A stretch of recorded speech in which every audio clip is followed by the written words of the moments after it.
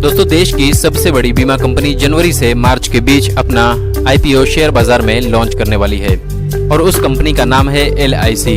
तो दोस्तों, आज हम जानेंगे LIC की शुरुआत कैसे हुई और पिछले 65 सालों से एक इंश्योरेंस कंपनी ब्रांड कैसे बनी हुई है। तो आइए जानते हैं डिटेल में।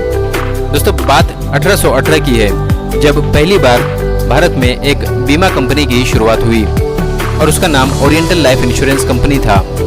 उस समय ये कंपनी सिर्फ अंग्रेजों का ही बीमा करती थी, लेकिन इसका विरोध होने के बाद और लोगों के प्रयासों से ओरिएंटल लाइफ इंश्योरेंस कंपनी ने भारतीयों का बीमा करना भी शुरू कर दिया।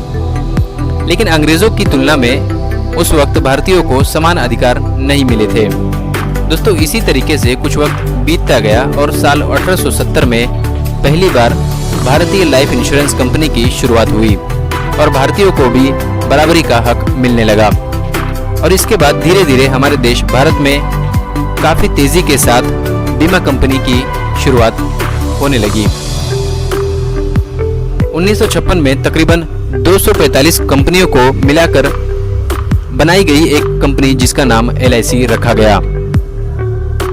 और दोस्तों, बात करें 1956 की, तो उस समय LIC के 5 zonal office, 33 division office, 212 branch office के साथ साथ एक कॉरपोरेट ऑफिस भी थे और सरकार के भरोसे की गारंटी के साथ एक साल में LIC ने करीब 200 करोड़ का बिजनेस भी कर लिया था।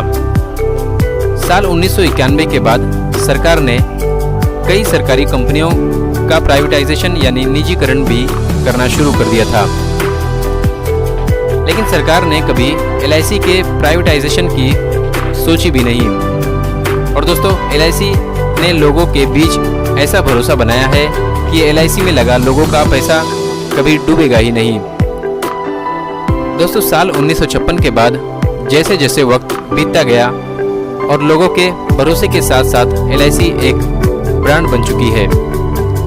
और बात करें 1956 से अब तक की, तो LIC के ऑफिसेस, कर्मचारी, एजेंट, पॉलिसी होल्डर और वैल्यूएशन की, तो LIC के 8 zonal office, 113 divisional office, 1381 satellite office, 2048 branch office, 1 lakh कर्मचारी, 12 lakh agent, 30 crore policy holder और 11 लाख करोड़ की वैल्यूएशन के साथ LIC एक ब्रांड इमेज बना चुकी है। दोस्तों, इस वक्त LIC 100% सरकारी कंपनी है, लेकिन जनवरी से मार्च के बीच अपना 10% हिस्सेदारी शेयर बाजार में बेचने जा रही है और इसे सरकार को 90,000 करोड़ से ज़्यादा की रकम जुटाने की उम्मीद भी है। दोस्तों, इस वीडियो में दी गई जानकारी कैसी लगी कमेंट करके ज़रूर बताएं और चैनल को सब्सक्राइब करके बेल आइकन को ज़रूर दबाएं ताकि आने वाली वीडियो का नोटिफिकेशन आप लोगों तक पहुंच सके।